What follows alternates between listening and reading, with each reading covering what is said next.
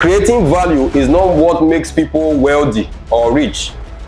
Creating value at the right level is what makes the difference between the rich and the poor. If you don't have money, you cannot help people. And if you don't love money, you will not have money. Wealth cannot be created because you are creating value. They told us in business that if you want to create wealth, you create value.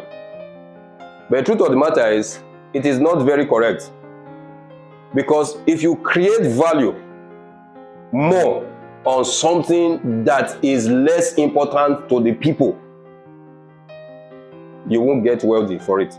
What you consider value is not what your neighbor or the market considers value. For example, I taught creative art from 2002 to 2017 across different schools in Nigeria. Unique Heights High School, Ivy College, Negbenebo, Adeyemo College of Art and Science, name them. International High School, Sapele, from Sapele to Benin, from Benin to Kaduna, Kaduna to Meduguri, Meduguri to Lagos. What was I doing? I was creating value. So I created value over 15, 17 years. Did that make me rich? No. Because you are creating value, more value in something that is not valuable to the people. What value will you offer in the marketplace with anthropology in this age that we are in? Even the art and design we studied, they didn't teach us the commerce of art and design. They didn't teach us the business of art and design. They just taught us how to go and be painting, creating sculpture, how to do fine things. Only for you to graduate from school, all the fine things you created, you either dash them out or they spoiled in your house because you didn't know how to sell them. I'm taking you somewhere. If you follow me, you get what I'm saying now. They didn't teach you. Again, that will also tell you something. I would have thought that school will teach you how to use your brain and your imagination to create offer that will be pleasing to the marketplace for them to pay you. Rather, they will teach you how to create aesthetic things, how to create beautiful things. You went to school, you studied hotel management or catering services, and you know how to make good cakes, good pastries, but you don't know how to sell them. Only you will still eat the cake and the pastries you made.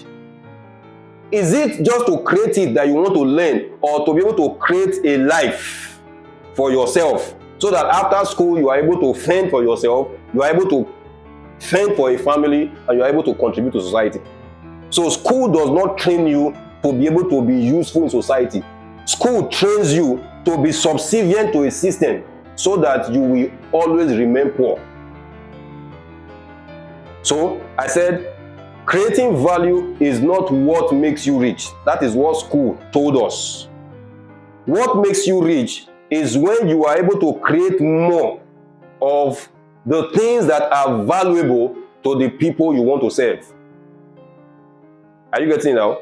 When you create more of what is valuable to the people that you want to serve. There is nothing wrong in being poor. Let me first establish that fact. If you are the one that chose to be poor, you know, God gave us will as part of our higher faculties, right? So if your will is to be poor because of a certain organization, arrangement, agreement that you have with God, it's very okay. If based on, you know, people like Mother Teresa, right? Mother Teresa could have chosen to be very rich because she had influence, okay? But she chose to come to Africa to live among poor people, sick people, to take care of them. She died poor. She died sick. Why? Because part of her life assignment was to make sure that those who are sick and poor in Africa feel loved. And heaven celebrates her for that. Mahatma Gandhi of India, he was the one who led India in peaceful protests against the Britons. to gain their independence. England and the United Kingdom, they were the slave masters of what? Of the Indians. So the man would tell his people, we will gain freedom, but we will not gain it by violence. And for many years, he led India to gain their independence from the United Kingdom. And at his death, it was said that the only thing he had was some books, table, and mat, and lamp. As if you check some of the greatest men in the history of the world, there is no way Mohandas Gandhi's name, Mahatma Gandhi of India, one of the greatest men who ever lived in the surface of the earth. Mother Teresa, one of the greatest humans who ever lived. Martin Luther King, one of the greatest humans who ever lived.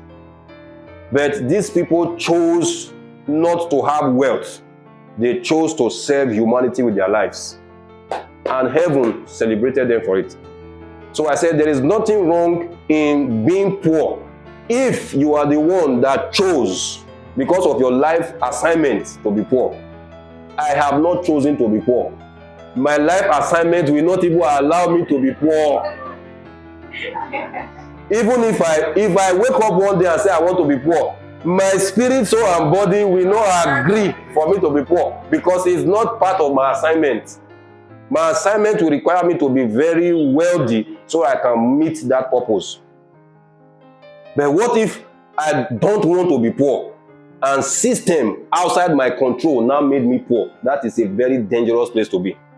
So what we are trying to say and do to ourselves is to make sure that the system that the world has created does not conform us, that we no longer have a choice than to be what they want.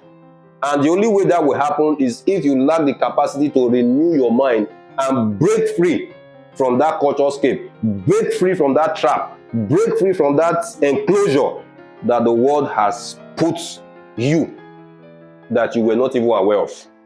The 4 levels of value will make you understand why people are poor and people are rich.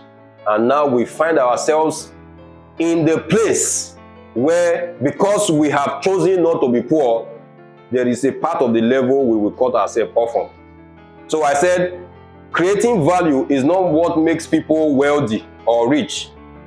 Creating value at the right level is what makes the difference between the rich and the poor. I am creating value is not what makes me rich. I can create value until I get tired.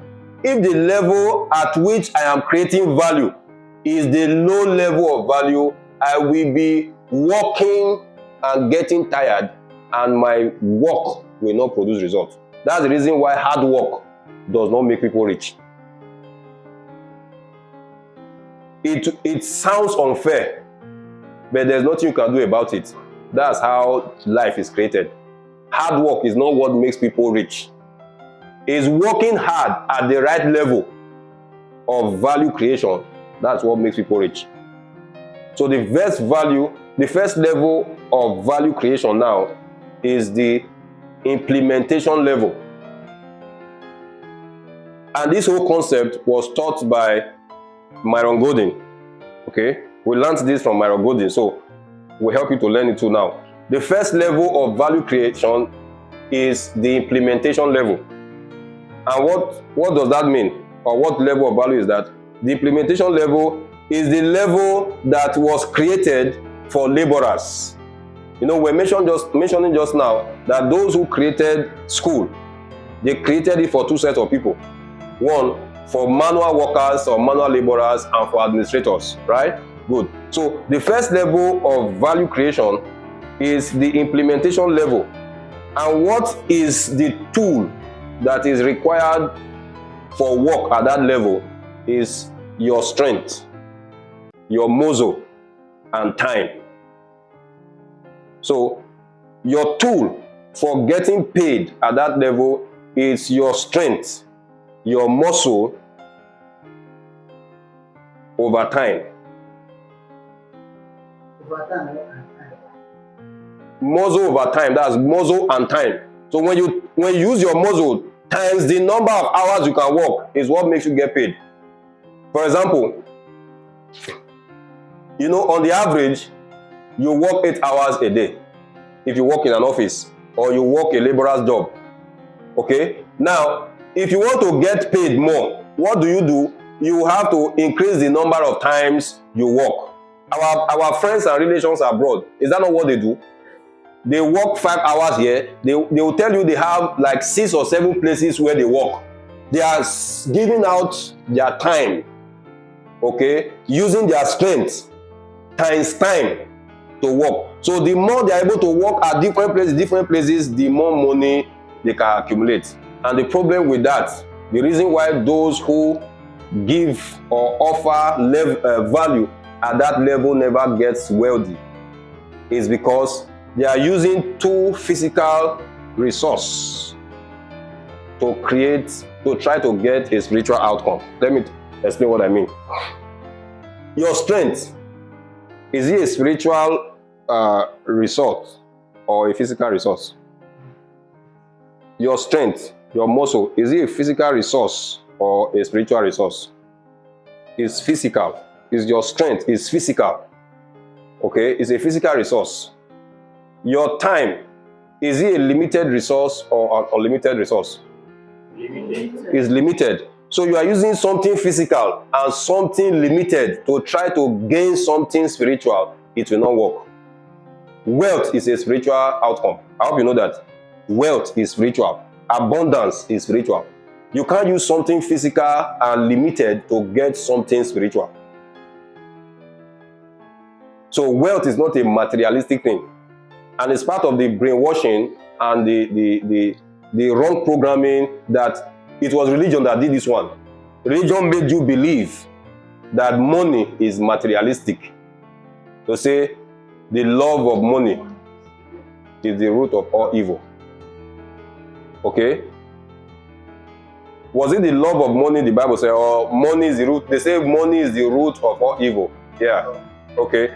But the Bible says the love of money. But the truth of the matter is, what it was even actually saying is not that if you love money, it is the root of all evil. After all, every evil that you find in the world today, is it the love of money that caused it? It's not the love of money that caused it.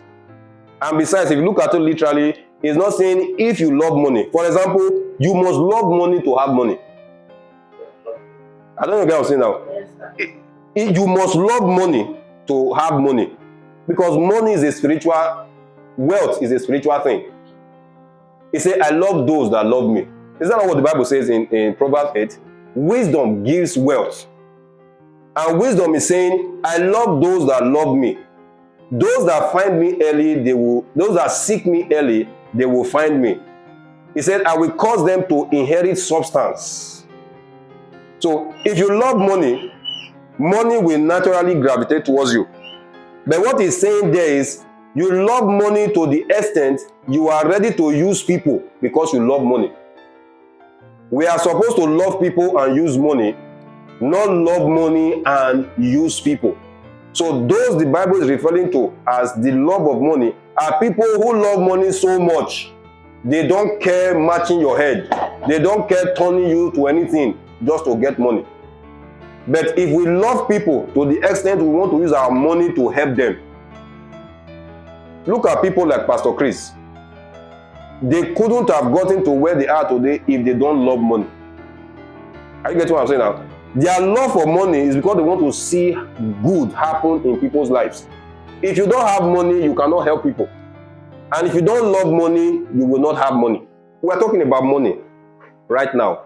You know, wealth is all encompassing. Wealth includes happiness and joy. Wealth includes good health. Wealth includes a happy family, and so on and so forth. But do you know that without money, many of these things that are wealth, you will not have them? Or rather, money helps you to have more of the other areas of wealth. For example, one of the reasons many men are unhappy with their wives and many wives have problems with their husband is not that they don't love themselves. Go and find out, do your research. Research shows that 80% of the fight and quarrels in home is a problem of money. And about 50-55% cause of divorce today is there on your check. Use your phone and check. About 50-55% cause of divorce today is as a result of lack of money. Two people who love themselves and came together as husband or wife suddenly said they don't want to see themselves eyeball to eyeball. What caused it? Because the man does not have money. So money makes every other area of wealth to make more sense. And if you think money is not important, wait until your health starts depreciating. You know how many people have lost their lives? How many children have lost their parents? How many parents have lost their children because they didn't have money to pay for hospital bill? So in the hierarchy of wealth, money is very important. So much so, the Bible says money answers all things in the earth. The Bible qualified two things. First, it says you cannot serve God and the devil. Is that what it said? Is that what it said? You cannot serve God and the devil. Is that what the Bible said? It said you cannot serve God and mammon. Mammon is money. So even in spiritual calculation, the devil does not rank with money. Because the devil does not even need to fight with you. All he needs to do is to give you money to be pursuing. So in the realm of spiritual hierarchy, money is more important to human beings than the devil. So the only thing that drags attention with God is not the devil. The only thing that drags attention with God is money. So he says you cannot serve God and serve mammon. They also qualified money and wisdom. He says money is important as wisdom is important. He said the excellency of wisdom is that wisdom gives life and money does not. So you will be deceiving yourself to think that money is not important. It's very, very important. And you must learn how to have it in abundance. The only thing you must make sure you don't do is to love money and use people. You are expected to love people and use money to make their lives better. So at that first level, people are loving money so much so they are using their time and their muscle to try to get it. It never works for them. Are you getting it now? And that's the place where many of us have had to be. The second level now is the level of unification. And that level is the level, again, where the school system programmed us to be. It is a higher level than the first level of implementation. At that level, what we use to try to get money is our management skill, our ability to manage people times time. That is what we try to use to get money. And again, it has its own problem. First, the good thing about that level is that it's higher than the first level. Are you getting now? So it's a higher level. Why? Because managing people is a higher spiritual level than doing the work yourself. If you know how to use people, organize people to do a job, you are paid higher than the people who do the job. For example, if you are a contractor for a house, you are building a house, you as the contractor or the supervisor, who gets paid higher? You and the people who carry the blocks and carry the cement. The contractor of a house, you that run the contract, and the people who carry the blocks and carry the cement, who get a higher pay? The contractor. Who does the most work? The laborers. Okay, so at the unification level, you are managing people, you are organizing people to do the job. But the problem with that level also is that you are also using time. Only that this time is not your strength or your muscle now. You are using your management skill you learned from school. There's a big problem with this level. The lie that the people of this level have believed is that the more educated they are, the more money they will make. That's why they school and school and school until they become professors and doctorate holders. But when it comes to a time when people like Dangote buy new truck and say they are looking for doctors and professors to come and drive, they run and go and drive. So they think the more education they have, the more degree they have, the more money they will have. It's also a lie they believed. Those are the first level. They think the more they work hard, the more money they will make. But the problem, like we have mentioned, is that these are all physical resources that cannot gain you a spiritual outcome. So we have all our lives, every one of us here, we have worked at this 2 level, and that is the reason why you're still struggling in your finances. It's time to move to the 3rd and the 4th level. The 3rd level, guess what it is? What do you think the 3rd level is? The first level is what? Implementation. What is your tool for work at that level?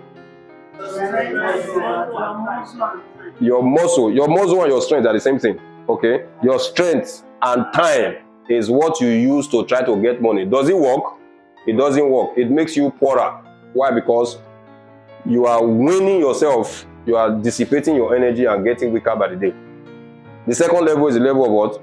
Communication level. What you use as your tool there is your management skill and time. The 3rd level is communication.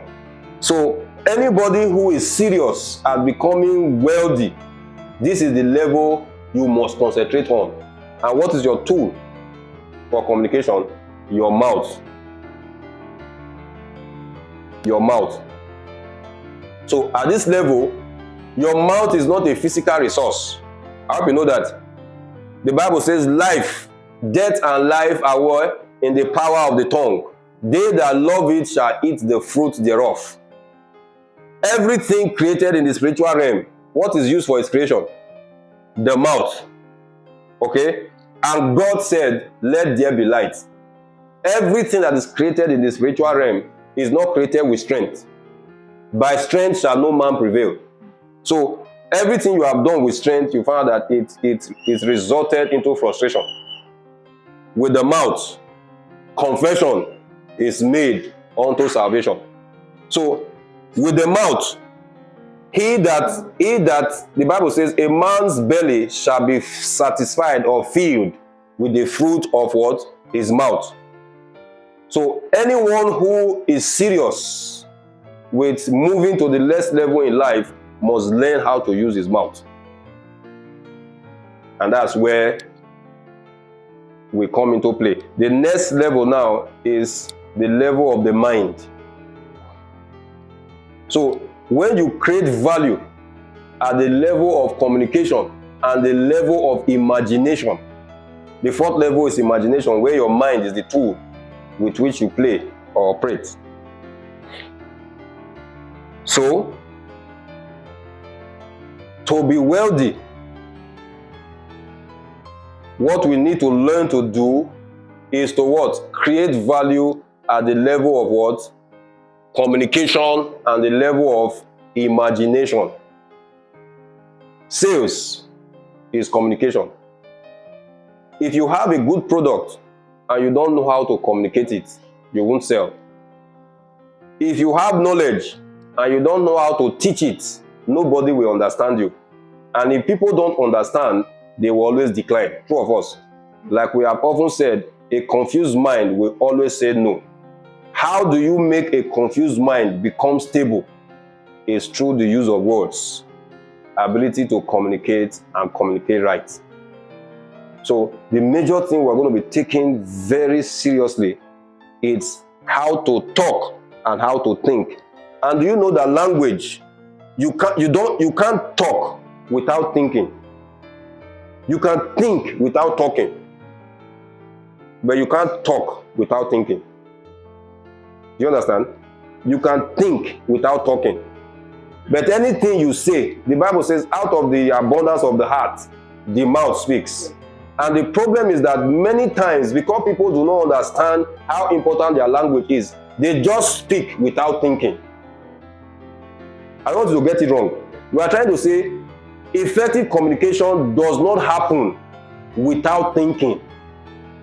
Lousy communication can happen without thinking. You would have said it before you thought about it. You say, oh, you know the Bible said in 1 Corinthians, I think 11 now, where it says, when I was 13, 11. Yeah, 1 Corinthians 13, 11. It said, when I was a child. Can we read it?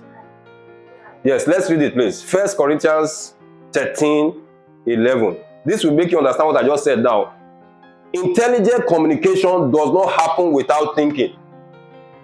Lousy communication usually happens before thinking about it. So those who do well in communication, they are those who think first, who allow their mind to process what they want to say before they say it. 1 Corinthians 13, 11. What did he say? When I was a child, I spake as a child. Yeah. I understood as a child. Yeah. I thought as a child. Yeah. And when I became a man, I put away childish things. Did you take what he said? When I was a child, I did what? The first thing he did as a child was what? He spake as a child. Then, after speaking, before he now understood, before he now thought about it. But when he became a man does not speak before understanding, before thinking. A man thinks, understands before he speaks. But a child will speak first before he now try to understand what he has spoken, before he now will start thinking about what he has spoken. So ability to communicate effectively is very important, and it takes your mind to communicate.